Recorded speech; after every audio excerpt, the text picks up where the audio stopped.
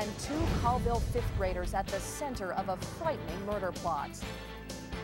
Today, we got a startling look at just how close Colville came to an on-campus shooting. A 10 and 11-year-old boy face murder conspiracy charges for their alleged plot to kill fellow elementary school students.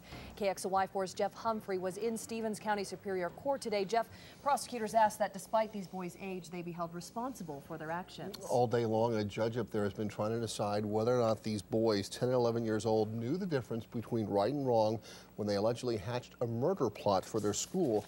However, the fact that they were ready to pay up to $80 to another student to keep their plan a secret shows a lot about what they knew in advance.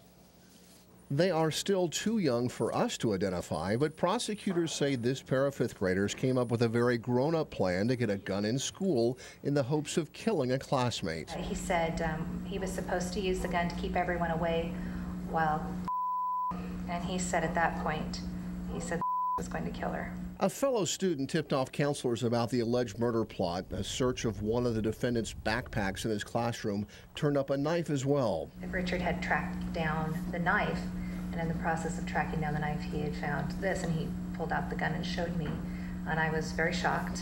Today in court, we learned one of the boys had already been suspended from Fort Colville Elementary for bringing liquor on campus and stealing musical instruments from his school. Prosecutors say the fifth graders planned to rape and kill a girl who had been mocking them on their school bus. And then I asked him about the gun, where he got the gun. He said he had stolen that from his brother's room, and that his brother had stolen it from his grandfather.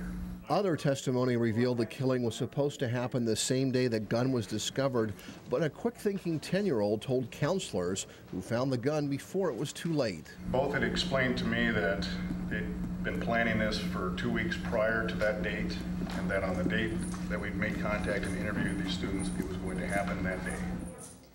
Now, more often than not, these juvenile court proceedings are all about helping young people recognize and then recover from their mistakes.